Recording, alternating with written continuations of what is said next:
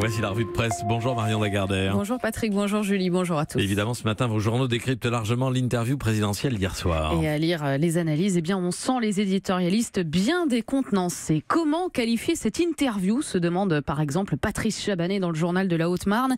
Qu'aura retenu le téléspectateur au bout d'une émission de plus de 2 heures où la forme l'a emporté sur le fond, où les deux journalistes n'étaient plus vraiment journalistes et le président plus vraiment président. Et effectivement, beaucoup évoquent un débat confus, c'est l'expression en une du Figaro, où Yves Tréhard y voit un procès insupportable et inutile. Un débat brouillon pour Olivier Pirot dans La Nouvelle République. 2 heures qui n'ont rien apporté de neuf, regrette La Voix du Nord.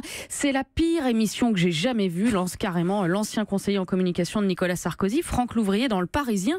La faute à qui ? Eh bien, à Plenel et Bourdin qui ont davantage écouté leurs questions que les réponses, dit-il, ajoutant que, au fond, la Syrie et l'évasion fiscale, ce ne sont pas des sujets qui intéressent les Français. Le Parisien qui titre tout de même sur Macron qui trace sa route en caisse et castagne. Dans la même veine, Le Progrès a vu un président qui assume, un puncher pour l'Est républicain, pugnace pour Ouest France. Macron ne lâche rien, juge l'Union et la Provence.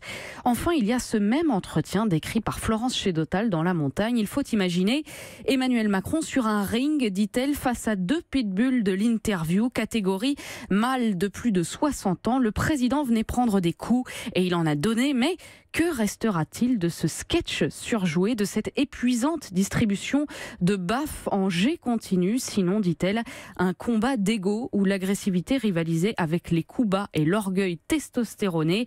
Florence Chédotal qui s'interroge, faut-il s'abouiller dessus pour convaincre? Telle est la question. Et puis l'événement sur lequel reviennent beaucoup de journaux ce matin, c'est la Syrie et les frappes des alliés ce week-end. Oui, en une de Libération, de la Charente Libre et de l'Humanité, frapper la Syrie et après, demande La Croix qui analyse l'intervention de samedi. Elle était d'abord symbolique, écrit le journal, notant que le régime de Damas en état d'alerte a eu largement le temps de procéder à l'évacuation des sites ciblés, d'autant qu'en attendant, le régime de Bachar el-Assad, fort du soutien de la Russie et de l'Iran, a reconquis plus de la moitié du pays. L'armée syrienne a même annoncé avoir repris intégralement l'enclave rebelle de la Ghouta. Bref, pas de raison pour le président syrien de s'inquiéter, mais était-ce l'objectif de cette action commune des Américains, Britanniques et Français ? Eh bien, à lire le papier de Jean-Dominique Merchet dans l'Opinion, on comprend que non, et que malheureusement, on est bien plus dans de la politique intérieure que dans l'idée de résoudre un conflit vieux de 7 ans. Avec ces frappes, écrit-il, Donald Trump et Emmanuel Macron ont pu sauver la face à peu de frais. Bon, plusieurs millions d'euros tout de même, mais va pour peu de frais. Ainsi, il ne sera pas dit qu'il ressemble à un Barack Obama refusant l'obstacle. Le président français a pu dire jeudi, peut-être qu'on n'y était plus habitué, mais moi, je fais ce que je dis. Même chose pour le président américain qui a mis à exécution sa promesse écrite en un tweet d'envoyer des missiles nice and smart. Et maintenant, demande l'Opinion, eh bien maintenant, on devrait revenir au business as usual, conclut Jean-Dominique Merchet. Bachar a écrasé les rebelles, on reparlera à la Russie et il est peu probable que les lignes bougent sur le dossier syrien. 2 papiers éclairants à lire dans La Croix et l'Opinion. Et puis l'autre titre qui fait la une encore ce matin, c'est la situation à Notre-Dame-des-Landes. Avec cette question qui résume bien en première page de Presse Océan, comment sortir du bourbier de la ZAD ? Parce qu'effectivement, on ne voit pas trop. Reportage notamment dans Libération avec les sympathisants qui ont afflué sur la zone tout le week-end pour soutenir les expulsés. Portrait idyllique d'une bande de joyeux résistants qui, comme Chloé, 27 ans, parle d'un truc génial, beau, une étincelle qui vient du cœur, un endroit où les gens sont moins égoïstes et plus solidaires. D'après Libération, on a même dansé au son du bignou devant les cordons de gendarmes dans un face-à-face non violent et musical. Idyllique donc. Et puis, tout autre tableau sur le site Making of de l'AFP où le photoreporter Loïc Venance raconte, lui, les affrontements ultra-violents entre forces de l'ordre et militants encagoulés, l'impossibilité d'avoir accès à la zone, même avec carte de presse, mais aussi les blessures générées par les grenades qu'il a lui-même reçues. Je ne comprends pas ce qui s'est passé, écrit le photographe. Je pensais qu'avec l'abandon du projet d'aéroport, on passerait à autre chose, mais les forces de l'ordre ont été été utilisé avec beaucoup de violence pour ce qui devait être une action symbolique. J'ai du mal à comprendre pourquoi.